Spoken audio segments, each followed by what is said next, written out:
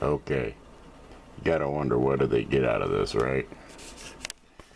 Like if you get an email from yourself or from your aunt, like this is my aunt's name, so the same thing's happening to her. Somebody got into her account, and that's like the second email I've seen that uses her name. This is one of my email accounts, I forget which one, but that's not, it didn't come from me, you see. And then I'm sure that whoever this is, that's not who they are either. See? Jennifer Drummond. Okay, then Junkie Aliens. That was one of my pseudonyms. I still have some music up on like SoundCloud or something, but they spelled it wrong. See, they're dumbasses. Because Junkie Aliens is spelled with a Z. Because Junkie Aliens was already taken. So yeah, these idiots. Who am I coming from today? Okay, yeah. What the hell do these retards get out of this shit? You gotta wonder, right? What are they getting out of it? Except for negative karma and wasting their time. They could be using their energy for something else to maybe benefit themselves in some way. And they, instead of using it for a tool to do some evil shit.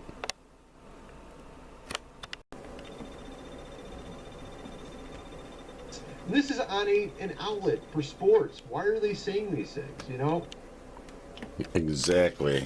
Why in a sports venue does that become an issue? It's about 8 p.m. on the 30th. We're here at the gazebo.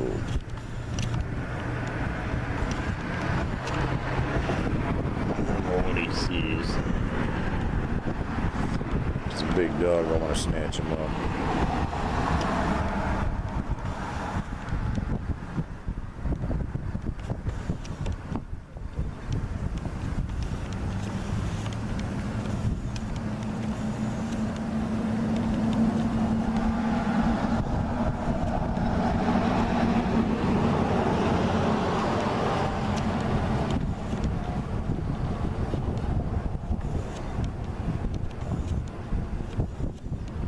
Get some of the fake moon here.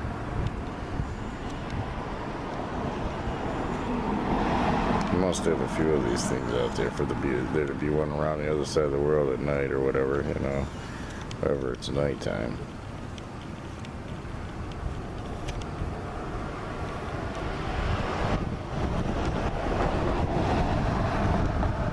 It was just halfway waning or waxing or whatever, so it's like for it to almost be full now. It's too quick. Cartoon moon.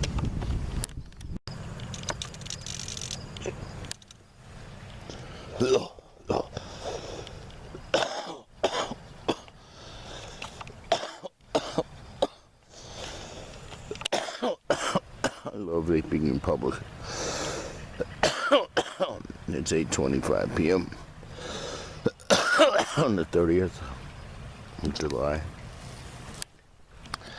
Lisa and John landed in Traverse City about 20 to 6. And she texted me they'd be home, back to their house in a couple hours. So about a couple hours later, Aslan and I left to go for a walk. And I'm so out of it that we got up to the credit union. He dookied the first time there. Then we had to walk all the way back to the house, which was only 2 blocks, but it's a long way when you're feeling like me. I'm just wiped out.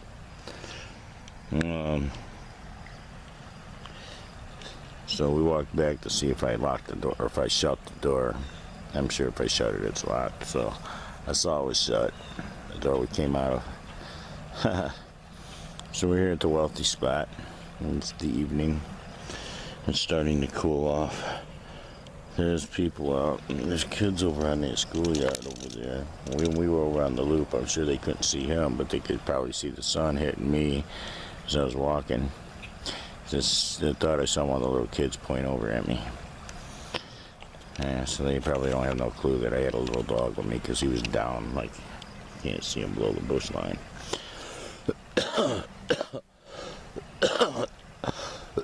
So I'm hoping my kid makes it tomorrow.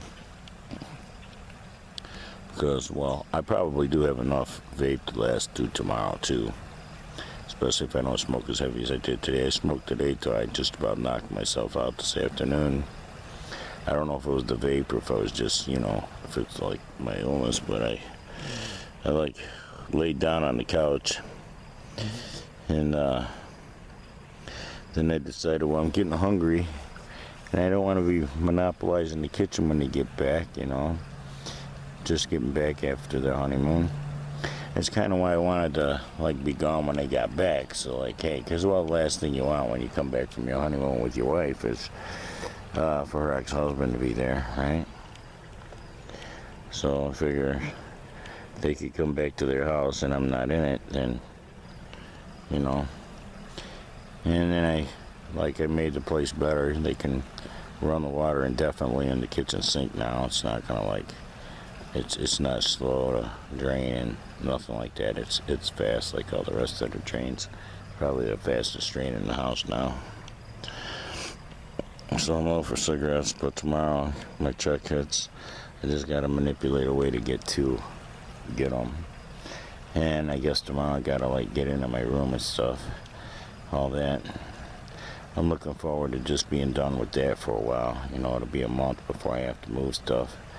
Unless, like, something comes through that I'm gonna be doing something, an entertainment or hook up with somebody, you know, and end up going to stay with her or whatever. I don't know, or him, I don't know. I'm not putting gender or race on, you know, any boundaries on shit. He's antsy, like he thinks there's something else out here. He was antsy when we were sitting at the gazebo too, though. Y'all saw that. He's just antsy tonight. He's already dookied twice. He dookied over there on the loop. Or actually, beyond the loop, up the little trail a little ways. So yeah, it's a nice evening. It's cooling off and it's comfortable. I wore a jacket for when, like, you know, in case we're out past when it gets, like, down to where I would need a jacket. Because I get chilly easy. I'm a woman like that. I didn't think about it when I was talking about falling out earlier that, oh, I probably smoked myself till I passed out. It's like, okay, well, today I took my blood pressure because I was feeling ill. I've been feeling ill. And I took my blood pressure and it was 162/97. So I decided to take all the pills in the ritual, all 6 of them. The enalapril, the generic Plaxil, the hydrochlorothiazide, the other one, then once you get all the way over to the end, it's a chewable aspirin, a baby aspirin. See, I took all 6 pills, and I don't know, it was about an hour later that I just, like, I felt like I needed, like, to lay down. And I didn't think of it, well, it could have been the pills, because I haven't been taking them, so I could have had a reaction to them, you know. I gotta take my blood pressure and see where it's at later, see what kind of effect the pills had. I don't like when you're up wandering around behind me, buddy. I just never know what might happen to you. I remember years ago, probably early 90s, mid 90s, staying at my grandma's house, and I was riding with my brother-in-law Larry. This was back in the Vince and Larry crash test dummy days, which was them rubbing it in our face that they were watching us. And we were cruising down the road, Cortez Road, heading towards Bourne City. And we were listening to that song by Ted Nugent, Fredbear, gonna meet you out on the trails again, you know. And a doe went running across the road, and Larry swerved and almost flipped the car trying to hit that doe, because well then he could have took it home, and it would have been meat, venison, for the family and stuff, because well we were all doing it tight. But I still remember that the synchronicity of it, that we were listening to a song about killing deer. Ted Nugent and his Indian friend Fred Bear, and there was a deer, and we tried to kill it with vehicular homicide. It would have been a hell of a thing to explain to a cop, all the rubber marks in the road where the car had to screech to get to it, and we still missed it. It was quick, man, and it jumped right over the hood of the car right when it should have made impact. But I thought that'd be an interesting story, that there was that weird synchronicity. It was back in the Vince and Larry days, back when they used to have the crash test dummies, and then when Larry and me stopped hanging out, they stopped broadcasting the crash test dummies. That's kind of, it's beyond coincidence. It's about 8:51 p.m.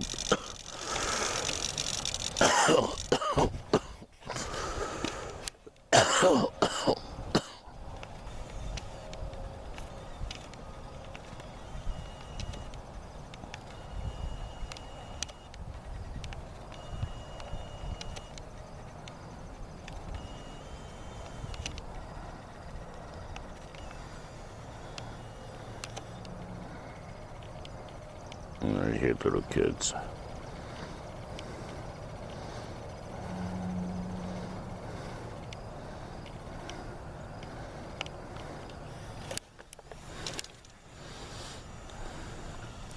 We were in the woods, which we were right over there. And there was a bunch of kids over at their park over there. Well, we just heard a screaming from in front of the school. They could be coming this way to come back here through this way. If they do, we'll get up and walk that way. They come from that way, we'll get up and walk that way. Yeah. I'm reminded of a story in the ghetto of Detroit, delivering some appliances to a young professional black couple. A lot of positive energy. They were just positive people, beautiful young black people, both of them. And they got this house, and they were just so happy. They were getting their appliances, they were getting their place, and their life together. And right up the street from them, because well, the whole neighborhood was like empty lots from houses that had been burned out and torn down. So like the next house is like 4 or 5 lots up, and then across the street from that is like there's no houses until you get up to where like there's these thugs houses. And these thugs are hanging out outside of the house across the street, down the street, about, I don't know, 7, 8 houses down. I mean, if there was houses still on the lots. And my brother and I were delivering the appliances, and we kept hearing this thwack, thwack, hitting the box of the truck, then we opened the truck, and it was hitting the inside of the truck. And I looked and pulled my sunglasses off and looked up the street and shit, because I honestly thought it was squirrels in a tree or up on a telephone line throwing nuts at us. And my brother's like, "What the hell is that? What is that?" I'm like, "Don't worry, dummy, it's just squirrels throwing nuts." Well, he was the one who was going to work the back of the truck at that stop and break down the appliances and get them down onto the ground and get them onto the dolly, while I cased the inside of the house out and everything we need to do to get the appliances in, right? Well, he's at the back of the truck, and he got hit. And then we figured out it's not squirrels throwing nuts. It was a couple of thugs with a pellet gun shooting at us. And he's like, I got hit, I got shot. We go around to the front of the truck, and he does for real. He's got a shot mark on him, much like my sister had on her breast when he shot her in Alabama when we were kids with his BB gun. Only he was a lot closer to her, you know, probably only 40, 50 feet at the most. And they were way down the street. So their gun must have been powerful. And his was just more or less a toy by comparison. But yeah, that was weird how he had shot his sister and put the same kind of welt on her breast that he had on his pelvis, the same exact welt. And then when we left, I mean, this just totally ruined the experience for these people and the thought of being in that house. I mean, they're just like, oh my God, you know, they're racist. They're shooting at white people in our neighborhood. You know, they're shooting at people trying to deliver our appliances, service people and stuff. You know, it's like, the negativity of it just really hit this couple the wrong way, and it totally fucked up everything about, you know, they were just so happy.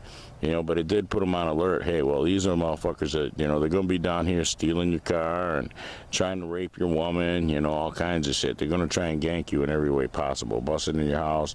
They're going to case you out so they know when you've gone to work and busting your house and shit. So you don't want to have no animals there, you know, a kitty or a puppy dog. So it's like, yeah, when we drove by, because, well, my brother turned around and went up the street past the house where they were. They were still standing out there with their fucking pellet gun. And I could hear the one say to the other one, did you hear that cracker call us squirrels? Like I was calling them something racist. When I literally did think, until we figured it out, that it was a pellet gun. It's like, I literally did think it was squirrels throwing nuts. And my brother told that story for years, man. People would just bust out laughing, you know, no, it's squirrels throwing nuts, you know. And then when he got hit, it's like, okay, yeah, he was right. Somebody was shooting at us. But it wasn't a gun. It was a pellet gun. He's a good puppy. It's about 9:05 p.m. on the 30th. Thought y'all might appreciate this shot of the sky. Look at that. Nice colors, eh?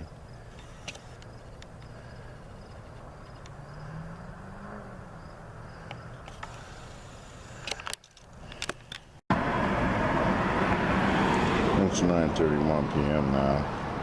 We're back at the gazebo. That car pulling out there. We were waiting forever for it to leave because they were just sitting there. I guess they were waiting for somebody to get off. There was weird screaming coming from across the street. I don't know if it was like a patient or if it was like somebody arguing with somebody or what. It sounded like screams of agony and pain, but I don't know. I didn't bother to lean forward till see beyond the sign over there to the emergency entrance to see what happened over there. I'm pretty sure by that emergency entrance. That's a really nice night. He was ready to take another break. We've been here for a while though, probably 10-15 minutes. And the only time them guys were sitting over there where, you know, I couldn't pull my camera out without looking like I'm spying on them, you know.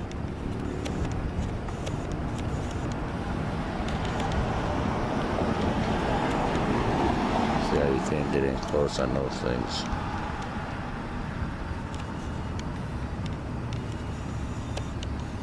One of those fake satellites, fake stars. It's just stationed in the sky above this place. And the dog hanging out the window, big ass dog.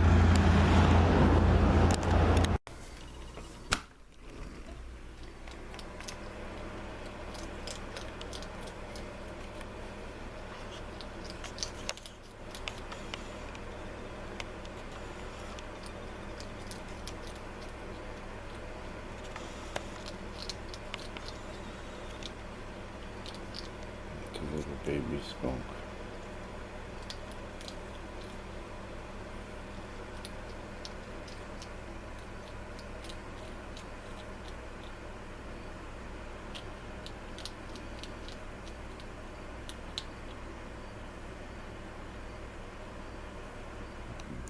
always curious.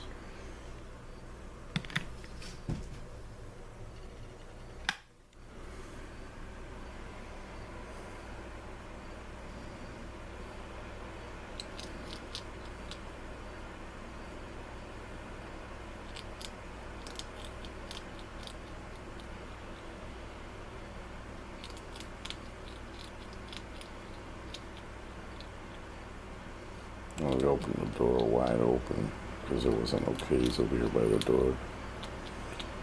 He just looked up at me and kept eating.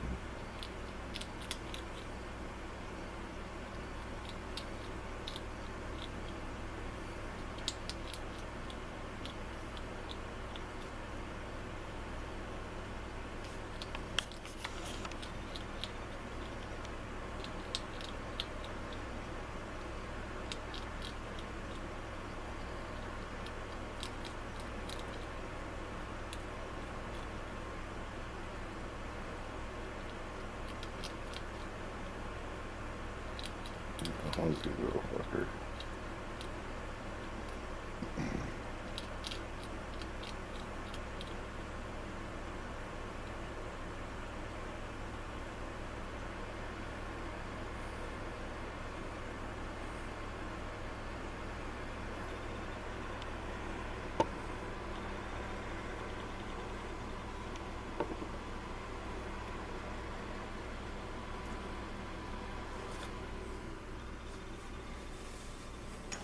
Yeah.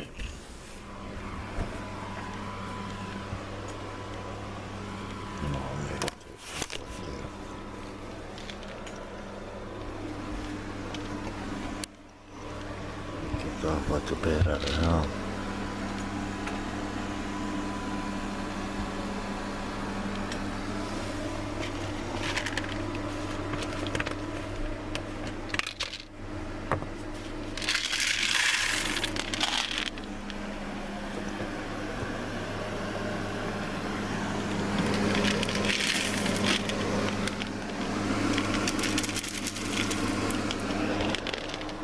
Some more, so this box can't get.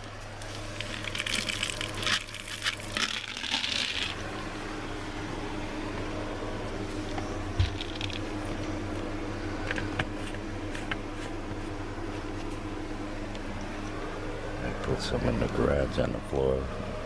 Let me know if there's still a skunk out there. If there's some meat, then I know there is. Well, it's about 4:45 p.m. Eastern Standard Time, July 31st. I kind of wanted to just get it done. In the room now. This is it. Cost a damn near $800 to get in here today.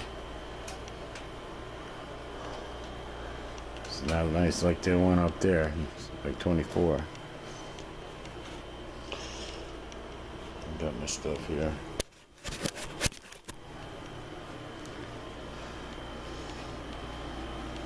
Got me a little kitchenette. Some Smarties. The shelled pistachios are not as good as the ones you have to shell yourself. Found that out. This is the first time I've ever bought pistachios that were already shelled. They suck. Fridge, I'm waiting for it to get cold. Make stuff cold. Seems like it's taking it a while. We got it kicked up pretty high. Yeah. There was a coffee pot here, but I didn't like the looks of it, so I just put mine in.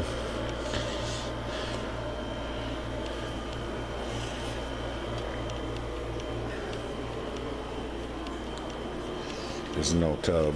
That sucks. I don't use a tub anyway, but it still sucks. There's no ventilation, no bathroom vent. That's kind of important. But out the back, I got this little air conditioner works pretty good. The room's nice and comfortable. It's blowing nice and cold. You stood in front of it, you get cold. It's kind of lonely. I got y'all. I'll be alright. And I actually, since I got it for a month, they actually put stuff in the drawers and shit. So I got the boxes just about emptied. And the stack over there. Yeah, I imagine this is to acclimate me to living harder and traveling lighter. Because maybe I'm going to be touring with the music act or something, some kind of entourage in some kind of way. And living in a van or in a tour bus or whatever is going to be even harder than this, I imagine. So, you know, I mean, this is just best case scenario. I know that, you know, like a lot of y'all gave up on God when you saw this happen to me, because you thought that, you know, it does no good to do good and so good see, because look what happened to Vinny.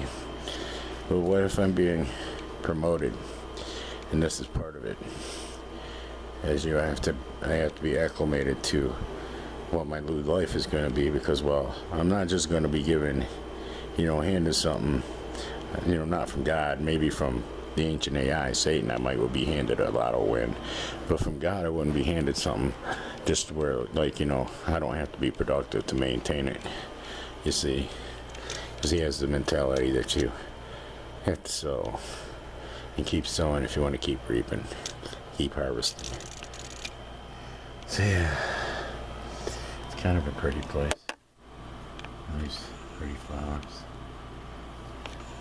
I love this place. I'd buy it if I had the money, and I'd own it, and I'd live in the part above it there.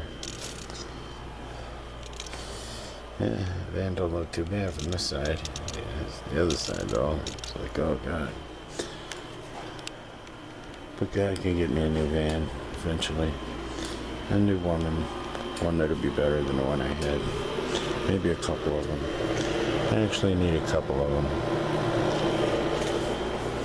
There's not too much for one to handle.